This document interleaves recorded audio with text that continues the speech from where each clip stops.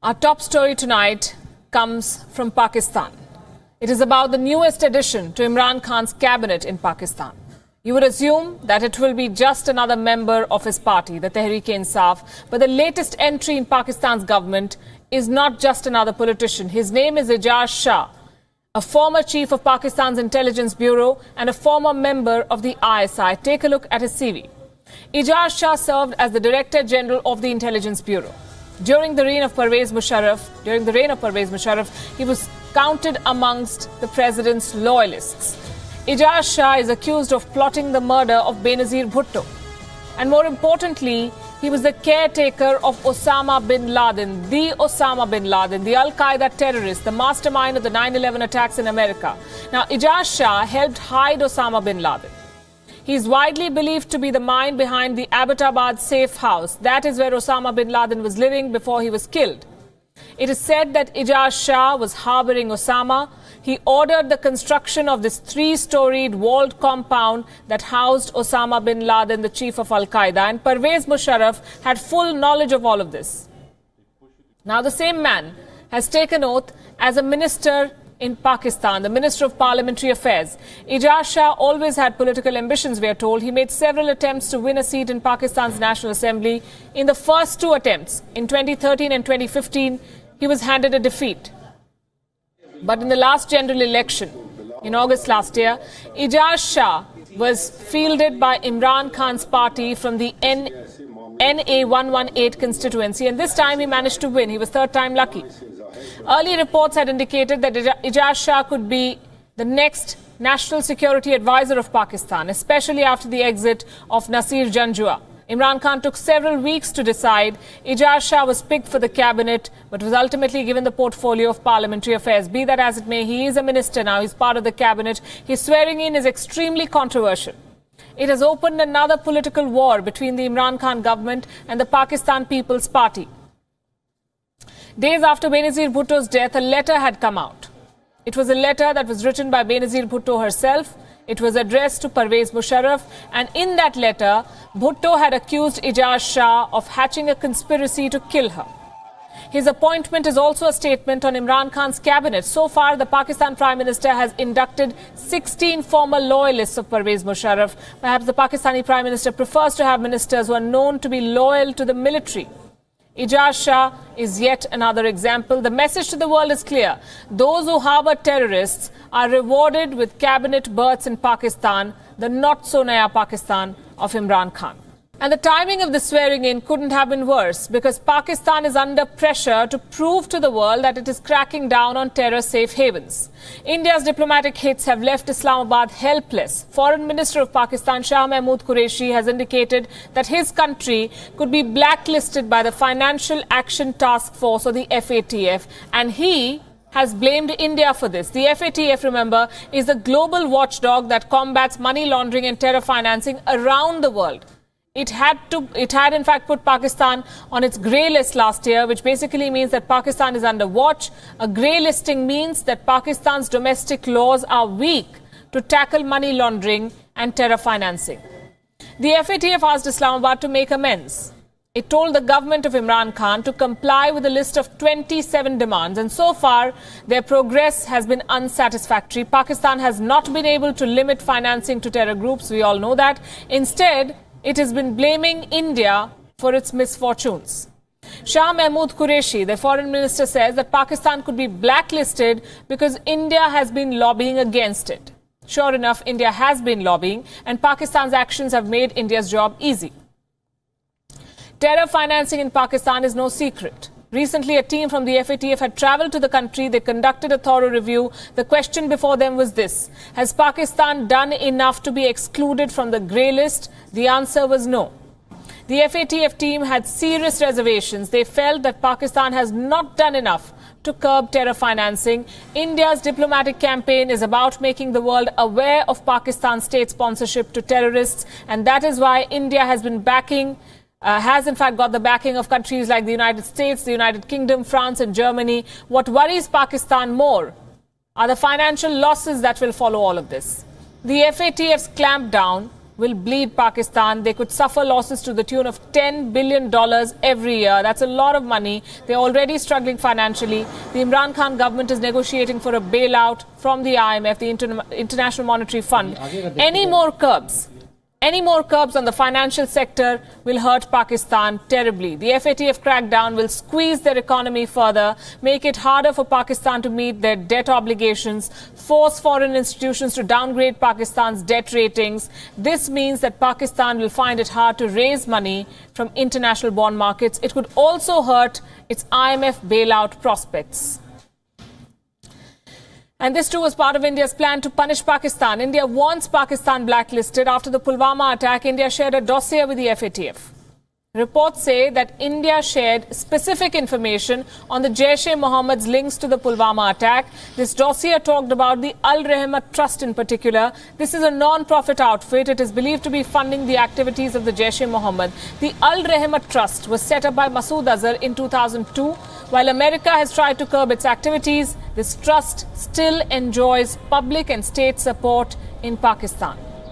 India's diplomatic initiative could very well pave the way for Pakistan to be blacklisted by the FATF. According to Pakistan's own admission, as I said, it has lost, or it is going to lose, $10 billion every year after being placed on the FATF grey list in June last year. It now stares at the prospect of being blacklisted. Pakistan has prepared a report card for itself. It is full of holes. Take a look.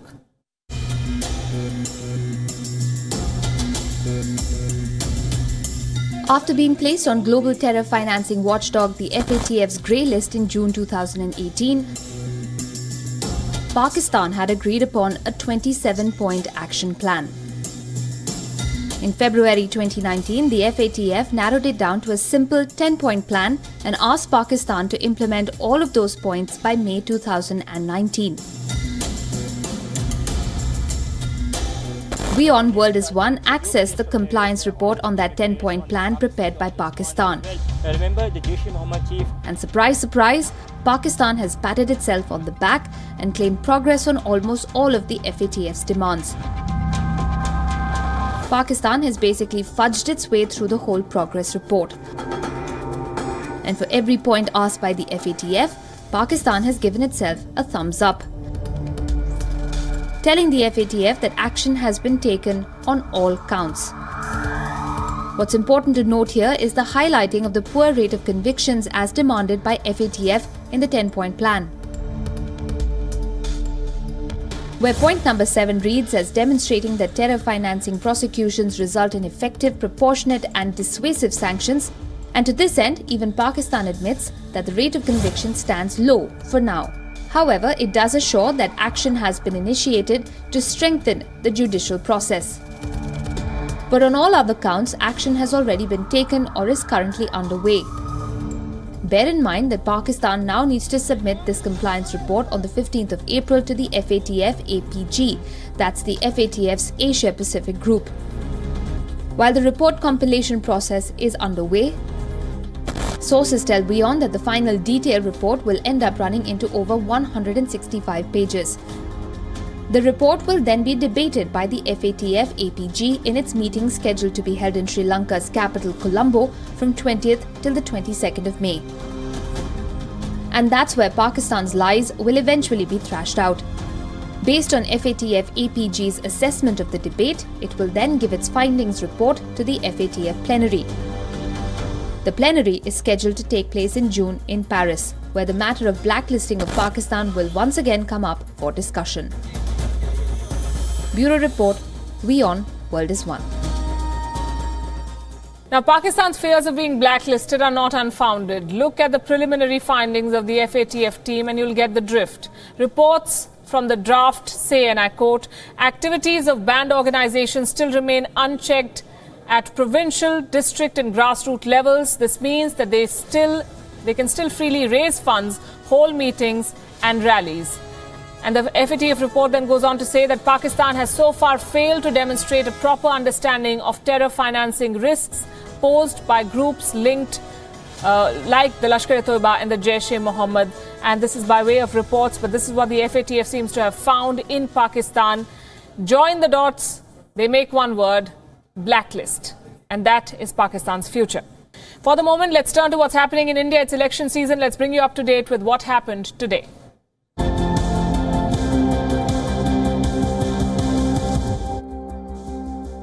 Seven days to go for the world's biggest democratic exercise to kick off. The first phase of voting will be on the 11th of April. Political parties are going all out to win votes. Here is today's rally roster. Prime Minister Narendra Modi held 4 rallies today. 3 of them were in India's northeast. His last rally today was in Maharashtra. Arunachal Pradesh, West Bengal and Maharashtra send 92 MPs to the Lok Sabha in all, and they're all critical to the BJP. Party President Amit Shah was in Uttarakhand and Jammu and Kashmir. A total of 11 seats are up for grabs here. And Congress President Rahul Gandhi was also in action today. He was campaigning in Nagaland and Assam, fighting for 16 seats in total in these states. The headline event of the day was in West Bengal. The battle for Bengal is heating up. The Prime Minister kicked off the BJP campaign in the state today. Challenging him was the West Bengal Chief Minister herself, Mamata Banerjee. She moved up. She changed her campaign schedule by a day to take on Narendra Modi. The Prime Minister was the first to open the attack. He began by taking a dig at Mamata Banerjee, calling her a speed breaker on the road to West Bengal's development. पश्चिम बंगाल में एक speed breaker है, speed breaker. इस speed breaker को यहां के लोग दीदी के नाम से जानते हैं। ये दीदी आपके विकास की स्पीड ब्रेकर है। Later in the day, the verbal battle shifted to Kolkata. The BJP had organized a mega rally at the city's massive brigade ground. And here the Prime Minister slammed the Congress and the opposition, saying their promises will divide India. कि Congress party ने अपना एक ढकोसला पत्र जारी किया है। इस ढकोसला पत्र में कांग्रेस ने वादा किया है कि सेना का सुरक्षा कवच हटा देंगे। जो कानून आतंकी के प्रभाव वाले क्षेत्र में सेना के जवानों को मदद करता है, उसी कानून को हटा देंगे। ऐसी बात जिन्होंने 60 साल तक देश में राज किया, ऐसे लोग कर रहे हैं। Mamata Banerjee is taking the battle head-on, calling the Prime Minister a liar. She dared him to a debate. She questioned the BJP's record on agriculture. She claimed the farmer incomes in West Bengal rose by 3 times under her. She also went on to say that 12,000 farmers had committed suicide during the BJP's tenure at the centre. আমি আজকে শুনছিলাম প্রধানমন্ত্রী বাবু মানে expiry বাবু মানে প্রধানমন্ত্রী হিসেবে expiry বাবু এবার থেকে আমিও তাকে প্রধানমন্ত্রী বলবো না, কারণ তার গভর্নমেন্টের এক্সপায়ারি হয়ে গেছে। তাই আমি বলবো এক্সপায়ারি বাবু, এক্সপায়ারি বাবু আপনি আজকে শিলিগুড়িতে বলেছেন, কি বলেছেন? আমাদের গভর্নমেন্ট নাকি গরিবদের জন্য কোনো কাজ করে না। আপনি কি করেছেন 5 বছরে? কৈফিয়ত দিন। আর যদি মনে করেন আপনি যা বলেছেন সত্যি, আসুন আমার সাথে বিতর্কে, ডাইরেক্ট বিতর্কে। আপনি কোয়েশ্চেন করবেন, আমি রিপ্লাই দেবো, প্রমাণ দিয়ে বলে দেবো। রোজ রোজ মিথ্যে কথা বলবেন না। প্রধানমন্ত্রী মিথ্যে কথা বলার কাজ নয়। প্রধানমন্ত্রীর শিষ্টাচার, চৌকিদার মিথ্যাচার নয়, এটা মাথায় রাখবেন। 56 ইঞ্চি ছাতি নিয়ে 560 ইঞ্চি মিথ্যে কথা বলে যাচ্ছে। Let's turn to the neighbouring state. 21 Lok Sabha seats, 147 assembly seats. That is what's up for grabs in the eastern state of Odisha. And national leaders are making a beeline to attract voters in the state because the election is just 8 days away. Assembly elections in Odisha will be held along with the Lok Sabha polls in the first 4 phases. In phase 1, on the 11th of April, polling will be held in 4 Lok Sabha constituencies and assemblies under the jurisdiction of these seats. In the second phase, Voting will take place on 5 Lok Sabha constituencies and the respective assembly seats. That's on the 18th of April. The third and fourth phases will see voting on 6 seats each. Technically, by the end of March, elections will be over in Odisha. That explains why leaders are very serious about the state. Both the major national parties, the Congress and the BJP, are hoping to gain momentum. So who is leading? Is there anti-incumbency in the state of Odisha? After all, Naveen Patnaik has been the chief minister for the last 19 years here. 19. He is one of the longest serving chief ministers in India. Also, there is anti-incumbency against the Modi government. Is there anti-incumbency is the question. What are the issues on the ground here? Will there be a revival in fortunes for the Congress? The main battle is between the Biju Janata Dal of Chief Minister Naveen Patnaik and the Bharatiya Janata Party. Congress, which was once a powerful party in the state, is almost non-existent now. In fact, the BJP has gained from the 11-year-long alliance it had with Naveen Patnaik's party, the BJD.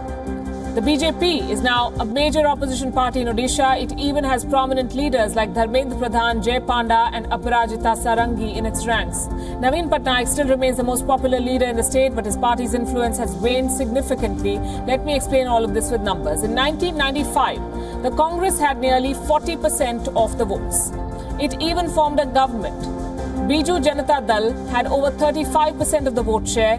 The BJP came a distant third.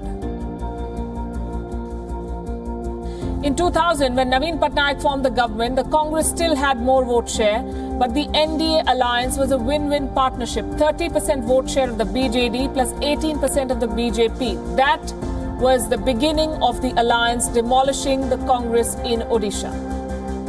In 2004, when Congress-led UP ousted the Vajpayee government, Odisha still favoured the NDA. They got 18 seats out of 21. Same in the assembly poll, the NDA ruled. Cut to 2009, the BJD walked out of the NDA. It is from here, 2009, that the politics in the state changed significantly.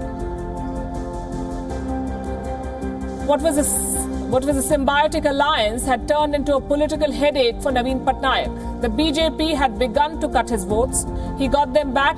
He won in 2009, again in 2014. But this is a new election. The anti-incumbency helps the BJP, and Naveen Patnaik will only need to remember what happened to the left front in West Bengal. Parties in power for a long time have often come crashing to the ground. Will that happen this time too? That is the million-dollar question. Elections in India are won on perceptions and issues. Let's get the issues out of the way first. Odisha is rich in minerals and raw materials like coal, iron ore and bauxite. Mining is the bedrock of this state's economy, but production has slowed down. Jobs growth has been lackluster. Starvation deaths are still a reality in Odisha. In a tribal state, businesses still remain with the upper castes. Rural distress, rise in violence against women, allegations of corruption have all hurt the image of the Biju Janata Dal. Next comes perception. The BJP has a clear edge here. It has wooed prominent leaders like Jay Panda. Many BJD leaders who were denied tickets in their own party have now joined the BJP. The party's campaign is full of hope and intensity. Such momentum is not with the Congress party. No such luck there. It doesn't have strong tribal leaders in a state with a majority tribal population. So Odisha will be basically a two-way contest. On the one side, we have Naveen Patnaik and his party, the BJD. On the other side, we have the BJP. For now, the Chief Minister is maintaining equal distance from both the BJP and the Congress, keeping the option of an alliance open with either. His party has a loyal base. It is likely to come on top. But Naveen Patnaik may not have a majority in the Odisha Assembly, and his Lok Sabha seat share may come down while the BJPs may rise. That, in a nutshell, is the state of Odisha.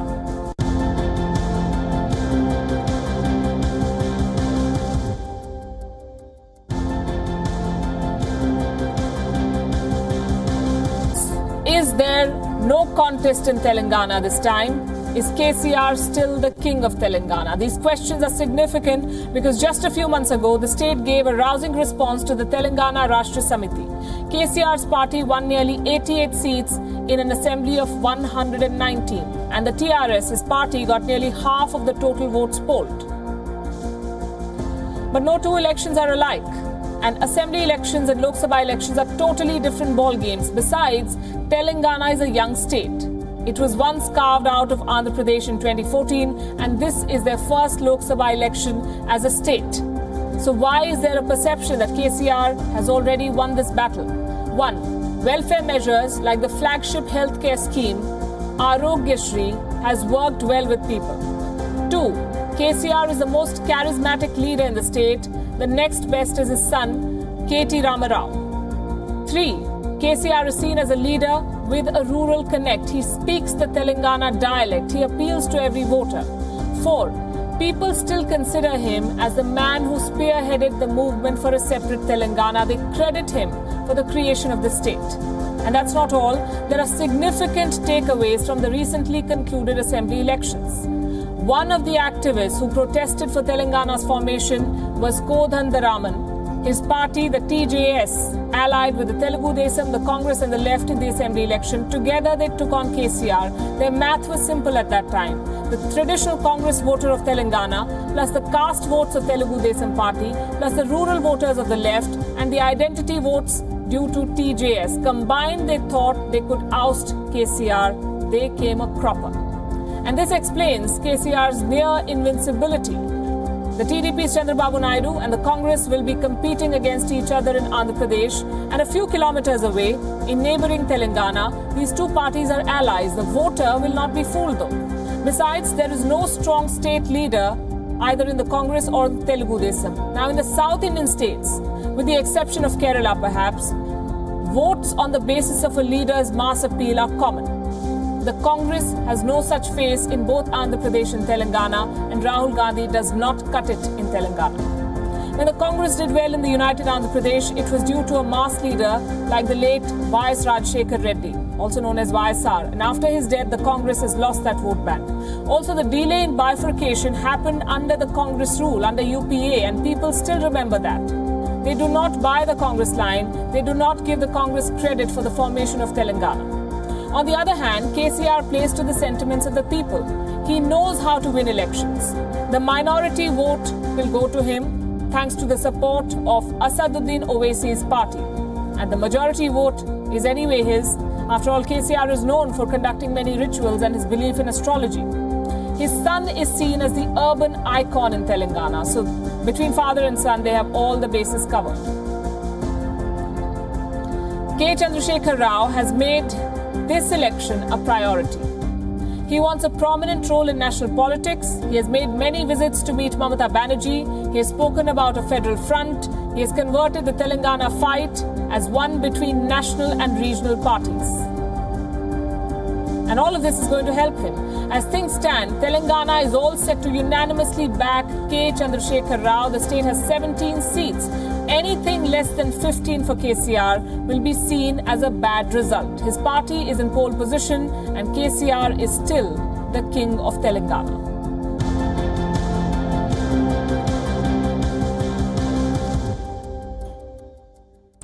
Now, Facebook is certainly one of the most powerful companies in the world, without a doubt. It is the F in the FANG stocks. Among the top 5 tech stocks in the world, the other being Apple, Amazon, Netflix and Google. But Mark Zuckerberg, its CEO, wants our help to run the company. He's facing criticism the world over. Facebook is being misused to influence elections, and now Zuckerberg has asked governments across the world to come up with one unified regulatory policy, one set of rules that will apply the world over. Basically, he's passing the buck. He's telling governments to legislate first. He has specifically sought help in 4 areas. 1, preventing harmful content. 2, upholding election integrity. 3, ensuring privacy. And 4, data portability.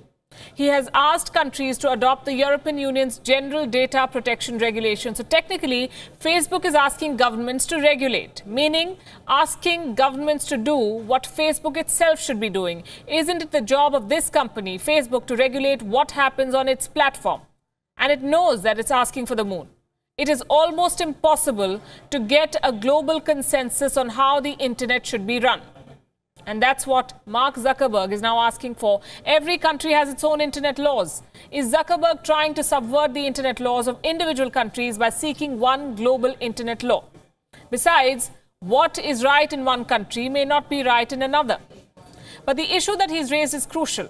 Because right now, anyone sitting anywhere in the world can influence voters in any other part of the world. Not everyone trusts Facebook, though, to fix the mess that it has created on its platform. Singapore, for instance, has decided to not wait for Facebook to crack down on fake news. The city-state is planning fake news legislation, which will require social media sites to carry warnings on posts that the government certifies as false. They are also expected to remove comments that are against quote-unquote public interest. Violations could attract fines of up to $737,500 and 10 years in prison. Now, Singapore's stringent laws follow France, Russia, Germany and Malaysia. Why is it crucial, you may ask? Because the world's largest democratic exercise is just a few days away. We're talking about the election in India. More than 900 million people will be voting in this election that will be held in 7 phases from the 11th of April through the 19th of May. Now, Facebook claims to have 300 million active users in India, making India its single largest market. Social media will play a pivotal role in the world's biggest test of democracy, although the Election Commission has already announced a code of conduct that will have to be followed by social media companies as well as political parties. There is some skepticism over Facebook's commitment. Why would they do it? Facebook says it will implement its learnings from recently concluded elections in Brazil, in the US and Bangladesh, but Facebook has not told us how it's going to do it. It's not providing any guarantees.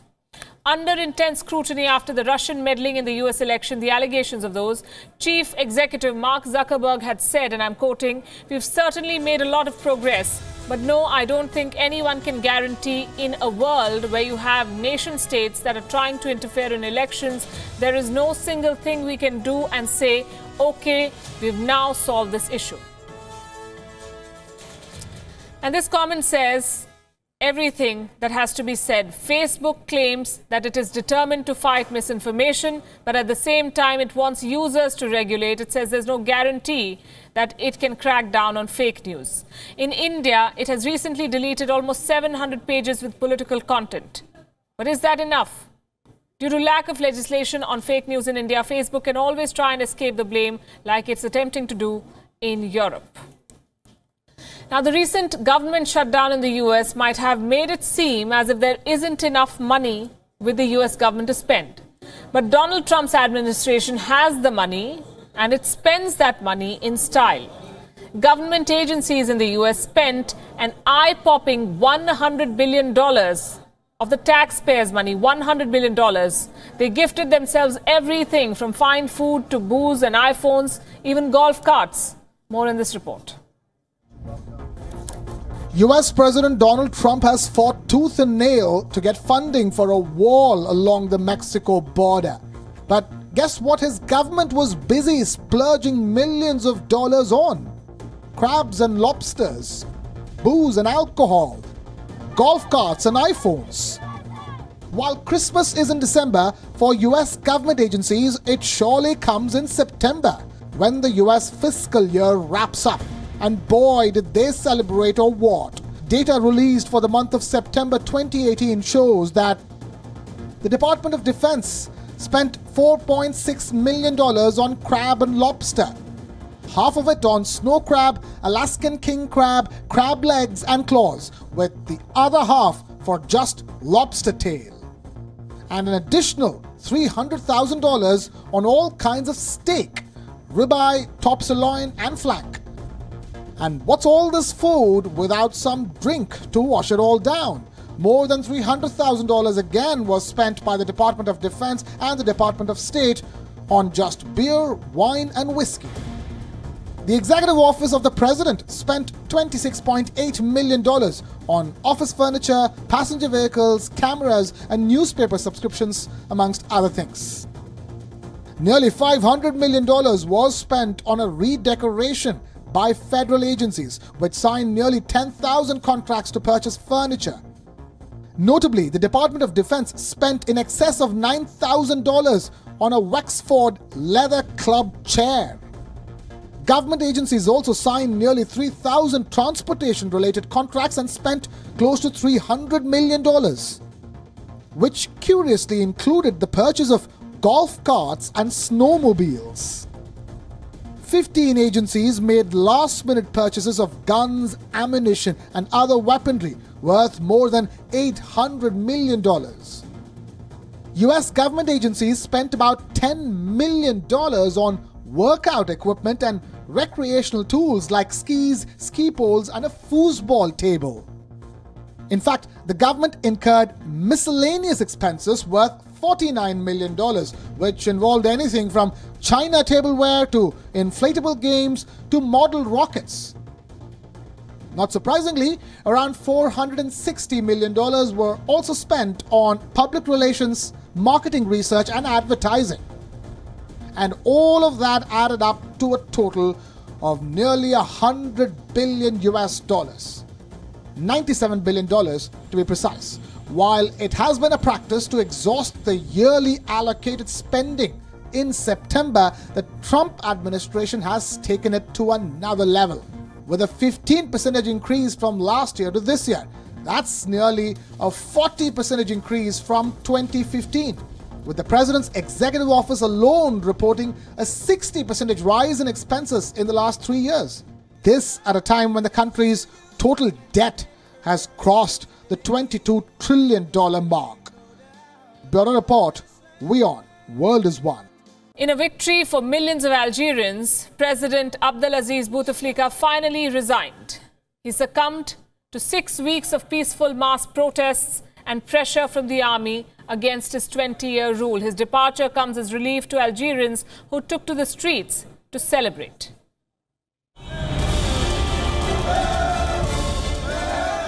Streets in the country's capital city, Algiers, were choked with revelers who sang, cheered and waved the country's flag to celebrate the departure of President Abdelaziz Bouteflika. I went out to celebrate the resignation of Bouteflika. We have removed the biggest pin. God willing, we will have 100% democratic transition. This is very important. We need to remove the whole previous regime, and that is the hardest thing. It's hard to do it peacefully, but I have huge trust in the Algerian people to keep it peaceful. To move to a country of institutions, not gangs, and everything will be good, God willing. Bouteflika's resignation was announced on state television in a short statement that read, "The President of the Republic, Abdelaziz Bouteflika, has officially notified the President of the Constitutional Council of his decision to end his mandate as President of the Republic." Bouteflika's departure comes after weeks of protests in the country that demanded for the politician's resignation.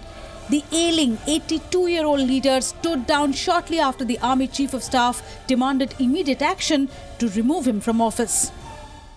We see that there is no room for wasting time and that the immediate execution of Articles 87 and 102 of the Constitution is necessary. Bouteflika succumbed to 6 weeks of largely peaceful mass protests driven by youth and pressure from the powerful army against his 20-year rule. The protests were initially sparked after he announced that he'll be seeking the 5th term in office. We went out for our children because those who govern us robbed everything. We are tired and fed up with them. They have to leave.